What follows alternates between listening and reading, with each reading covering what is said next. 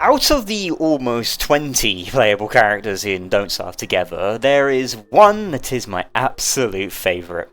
If you've stuck around the channel for a while, you probably already know who that is. And yet, despite this, I've only ever done one video where I've played as her. Just one. So today is the day I change that. Today is the day I play as my favourite character in the game, Wurt. I've done a lot of challenges in the history of this channel. Wait, Christ, it's been over a year now? But it's been a very long time since I've actually sat down and played the game regularly, besides my Wormwood playthrough of course, and reached any form of endgame with her. I see all of this shiny new content being added all the time, and I've yet to even cross paths with a single patch. No longer. This video, and possibly series, will be a narrated adventure of rags to riches whilst playing as my favourite fish person. I want to fell endgame bosses, shape the environment in ways I've never done before, and see the sights I've only ever seen through the eyes of others. I want to actually see a moonstorm legit for the first time ever. All along the way, doing our own silly little way of handling things. But before we can do any of that, we need to start from the beginning, which goes something along the lines of...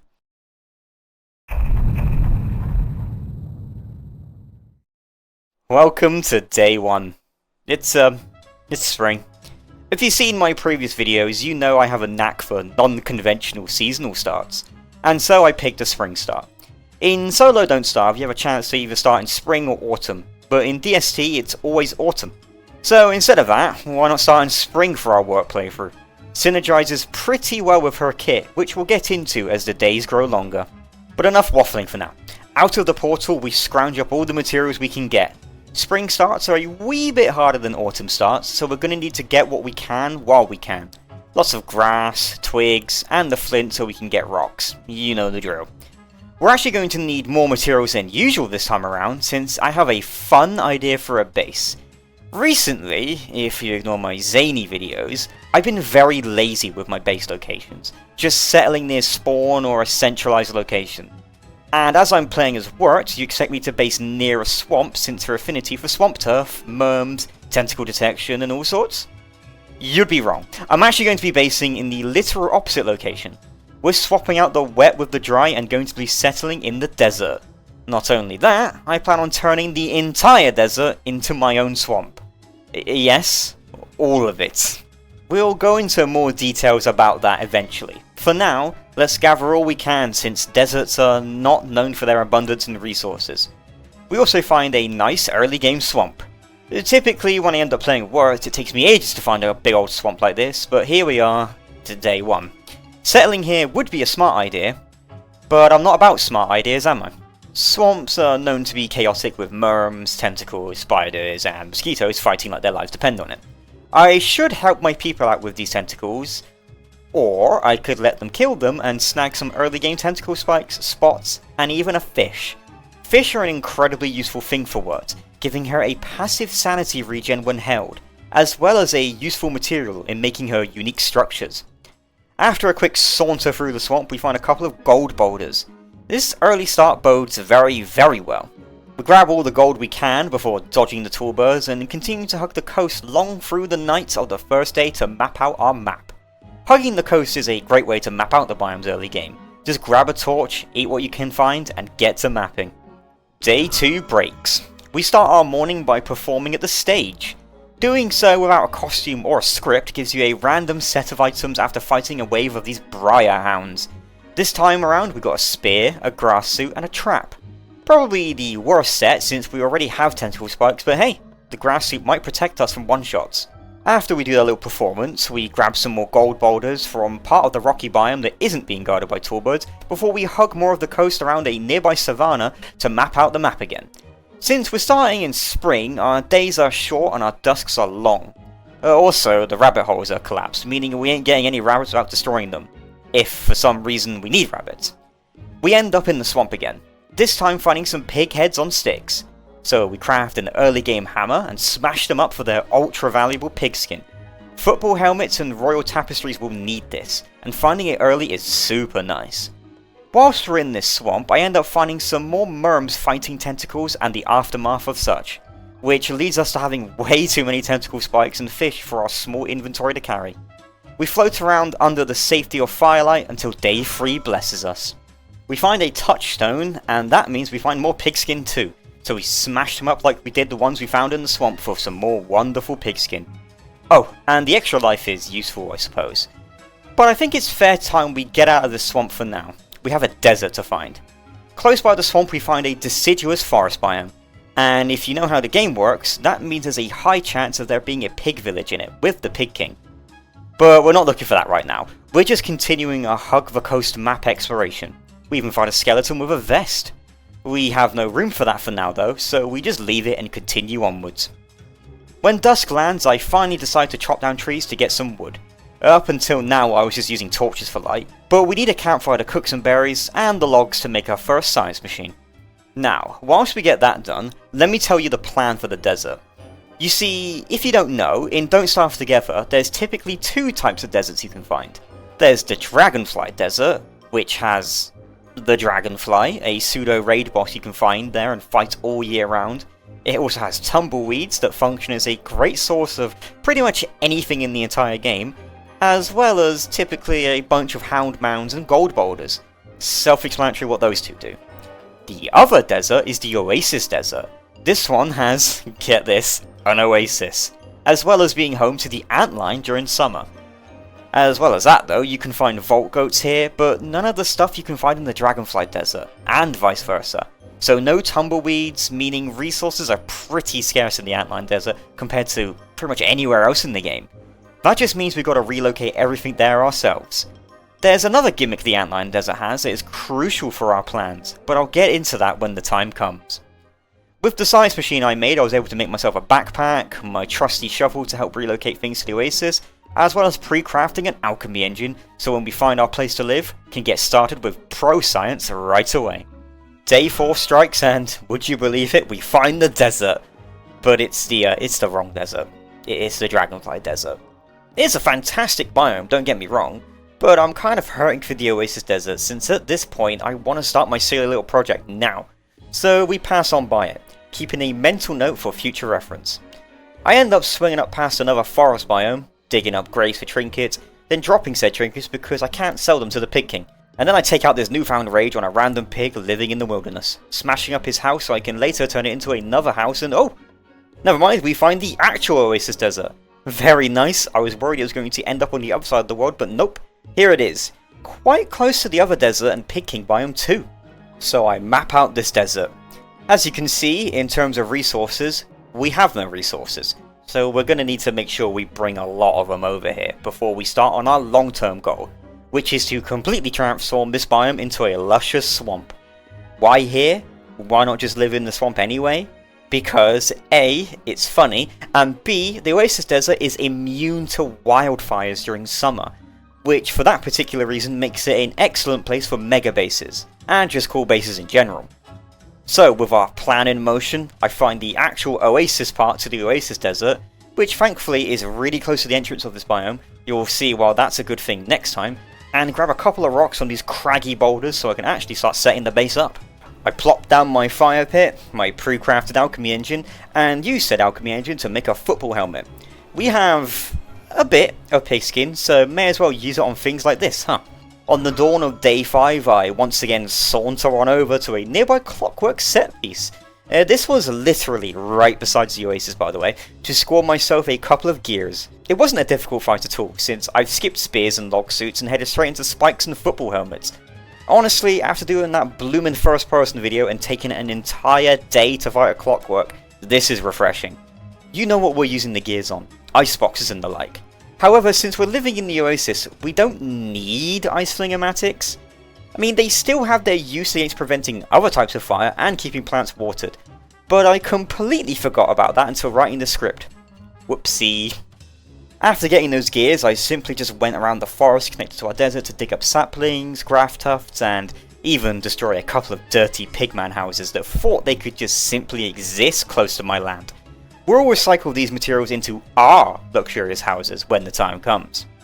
Spring made itself well known at this point since the rain has started to pick up a slight bit, as well as spawning lure plants. Not much we can do with these at the moment since Wurt is a vegetarian, but I'm sure later down the line they'll find a use elsewhere. As for the rain, Well, Wurt does have an immunity to most of the effects of wetness, such as wet grip, sanity loss and such. However, she still does freeze faster than wet. I think so, at least. And wet things in my inventory do suffer the usual penalties they suffer, like fuel being less effective and food rotting faster. So with that in mind, we should at least try to deal with the rain before it becomes too much of an issue. As the day comes to a wrap, I make our crockpot and iceboxes in a nice little tidy arrangement. Really early too. I forgot to mention, but I got the charcoal for the crockpot as I was doing all my chores yesterday. So with that said and done, I florped my way over to the forest once again to fight some spiders and smash up their dens.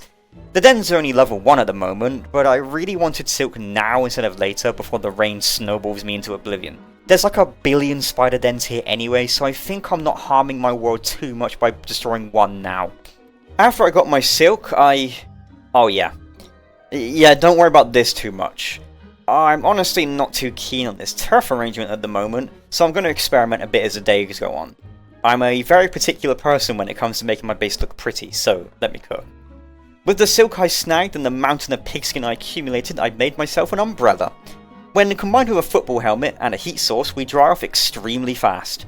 This will make spraying a little bit less tedious for us, even though Wurt has her wetness immunities. With my new dry bod, I swung on over to another clockwork set piece just shy of the Oasis, incredibly lucky, I know, to get some gears. Yeah, gears, let's go with that. We need some more gold. As you can see, our gold supply is less a supply and more of a single nugget. So I dash on over with my brolly in hand to the other desert we tracked down, all the while digging up more grass tufts, saplings, and even berry bushes to move closer to our sparse base. We didn't get too much gold since a lot of the desert boulders are surrounded by hound mounds, but we got more than nothing. I brought my pitchfork whilst I was out to snag some more marsh turf. We can also craft this stuff, but that'll need rot. And whilst later on we'll have a billion rot, for now we got naught. So we're going to have to cannibalize the closer marsh we have for its turf if we want to turn the entire desert into a marsh. We'll come back and fix this marsh up later on when we have a decent rot production. And maybe even marsh up a couple of other biomes too. Wouldn't that be interesting? Let's keep it quaint for now though. After getting 2 stacks of swamp turf, a tiny bit more gold, and a few odd plants, we dash back overnight through torchlight, arriving back home right at the break of day 8. Our goal is to terraform the desert into a marsh starts now, so I get to placing what felt like a lot more marsh turf originally down around our base. This turf, despite looking cool, gives Wurt an increased movement speed whilst on it, and allows her to build her unique structures upon it too. So silly goals aside, it's a good thing we're doing this, honest. I also took to planting some of the MacGuffins I took while exploring. Don't ask what arrangement I'm doing by putting them in the corners like this. I wanted to try a different base design than I'm used to, since I won't be restricted to ice fling-o-matic range and can be a bit more open, free, and silly with my base designs. Also means I don't gotta worry about my Merm Kingdom getting off-screened by wildfires during summer. We also got our first hound attack. It happened. Yep. Tentacle spikes do enough damage to not bother needing to kite hounds. Sorry, hound. Just one. Anyway, back to planting for the rest of the day until we scarp around a bit more for stuff on day 9. And by more stuff, I mean more marsh turf. I did also grab some reeds too, since we'll need those for our merm houses and such. I did also find this set piece with a chest full of rot and a random blueprint. This chest is also trapped and will spoil anything in our inventory instantly, which meant the end of our pet fish we've been keeping in our inventory the entire time. May God rest your merry soul, kind spirit. Anyway, back to marshing it up Wurt style, which included running back around the marsh the same route we did last time, picking up the rot from things that died there last time, as well as gathering more tentacle spikes and fish from merms that, I encouraged to fight for me. With that all done and taken care of, we got 34 rot, a bunch of tentacle spikes, a little bit of silk, and some fish, as well as increasing tensions between the merms and spiders. And tentacles. I was feeling a bit extra silly. This trip was originally going to get some marsh turf, so we get back to doing exactly that before running on back with our pockets burst at the seams from all the goodies we have right now. I arrive home at noon and put the fish to use by turning them into merm houses. Our kingdom grows one pair of flippers at a time, as well as one marsh tile at a time. I used the rot we got to not make turf, but to fertilise most of our plants. Our base is really coming together. If you've liked the video so far, make sure to let me know in whatever way is best for you. Join the Discord, follow the Twitch, which I might be streaming on there soon, cross your fingers, or do whatever it is you want. Thank you so much for making it this far regardless. Our food situation is certainly a situation, to put it lightly. Maybe I should spend less time faffing about getting marsh turf and such, and more time getting food. Anyway, I gathered some more marble for some reason, possibly flooring. I'm not a big fan of this carpet Oasis, so expect to see that change soon. Time wasting aside, I do put forth some hours to grab berry bushes and any slim pickings of food that I could find, as well as brutalizing some pigmen houses, as is my birthright. Whilst doing this, I see an epic duel unfurl between clockworks and cats. Can you guess who won? It was also a full moon that night, and since I was in the former neighbourhood, I made sure to grab Glommer whilst I could, alongside grabbing more deciduous turf to pretty up the base a little on day 12. I specifically wanted deciduous turf since it had a higher priority over most other turfs I had around my base, and would make a great backing for my weird corner plant things I had going on. Sure, not exclusively using swamp turf means I'm missing out on the speed bonus from it, but form over function always, as you know. I do plant and fertilise a bunch of berry bushes though, so I didn't completely waste a day on cosmetics, in large part thanks to the massive amount of rot I got from my swamp incursions. Since we won't have winter as our next season, we don't have to worry about the bushes not bearing fruit. Provided we keep them watered, of course. Remind me about that, please. Day 13. Unlucky for some, but for us it was an excuse to head into the swamp and grab some more marsh turfs. Look, our goal for this series is going to be several arbitrary goals, and the Marshify the Desert one is going to be the most ambitious. For now. So throughout intense amounts of rainfall, I managed to scrounge up a couple of stacks of the stuff. Nowhere near enough to achieve our goals, not even close, but enough to have a healthy swamp of our own where we live. After spending the night in a miserable state, we land on day 14 being lambasted by hounds. But as you've come to expect by now, no problem at all thanks to our football helmets and tentacle spikes. We might honestly have a lifetime supply of football helmets already. I mean, look at all the pigskin I've gathered up. I've got some farm ideas I wish to make later on that will almost automatically generate our pigskin production too. Anyway, after that hound attack, I gathered up some reeds since I'll need them for my merm crafts. We won't be able to have these growing near our base until we find the moon key and get those monkey tail reeds, so for now we have to get them where we can from the actual, not as cool swamp. Arriving back at home at dusk, I bring with me a couple more berry bushes and deciduous turf to finish off my already quite luscious berry farm. And since we're in the Oasis desert, we don't gotta worry about it all going up in fire randomly come next season. Traditionally, at least. I start the new day by replacing the carpet with some mosaic flooring.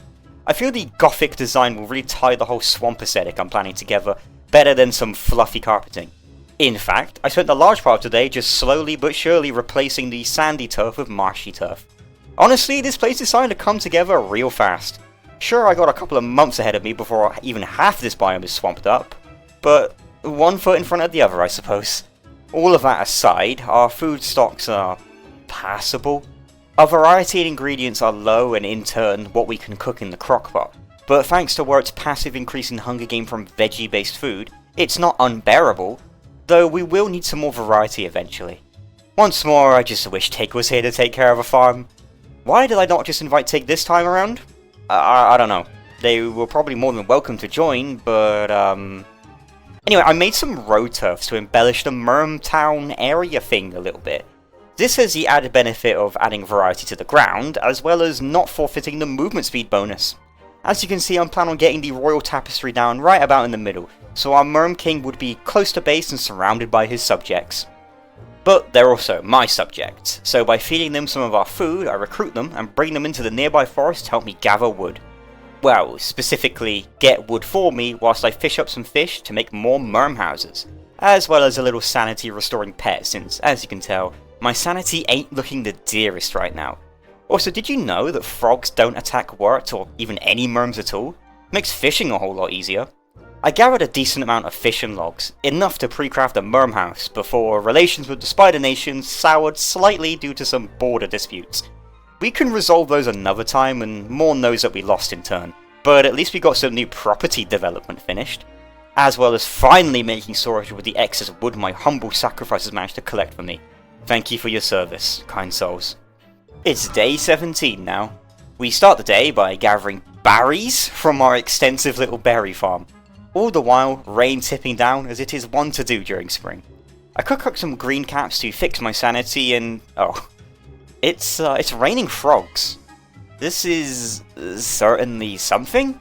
Like I mentioned yesterday, the frogs won't really do anything to us, so they're kind of just going to be here, existing. There's no reason to kill them either, since we can't eat their legs.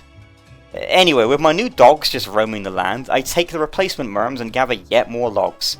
I adore characters that are good at getting wood faster than the average ones.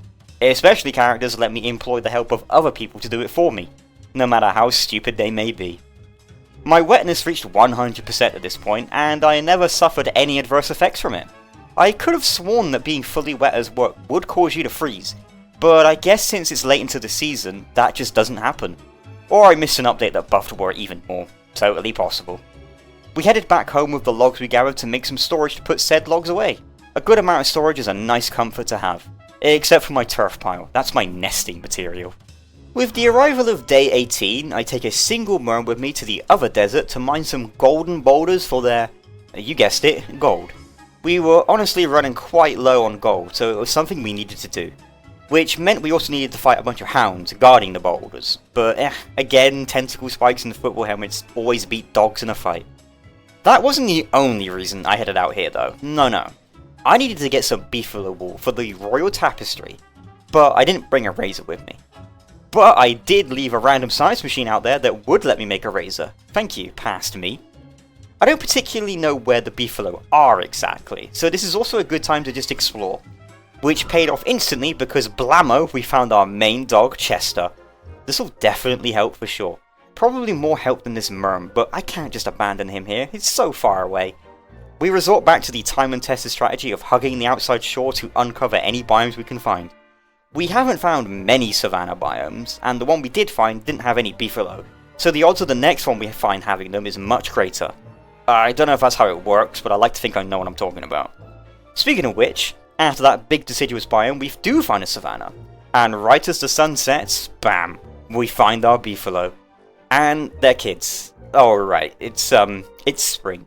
So the beefalo are going to be in heat and will attack us if we get too close. But surely them being asleep means we'll be fine, right? Yeah, not right. Well, as long as we dip between beefalo herds, shearing them and collecting the wool later, we should be okay. Hopefully. Gosh, this was the most dangerous shearing I've ever done in my life. Massive kudos to our merm friend, who is still here, running around like a madman. Oh. Moment of silence for, whatever his name was.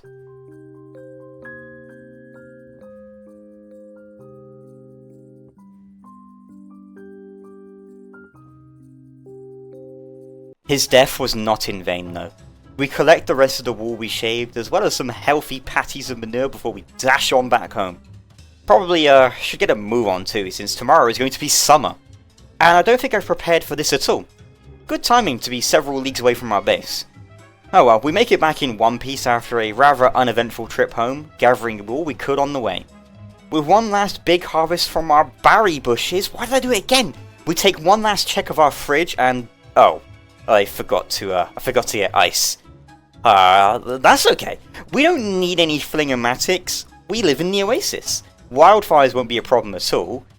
Sure, we won't have our base protected from firehounds either, but that's a next episode's meat problem. But after we place down our endothermic fire pit, we welcome...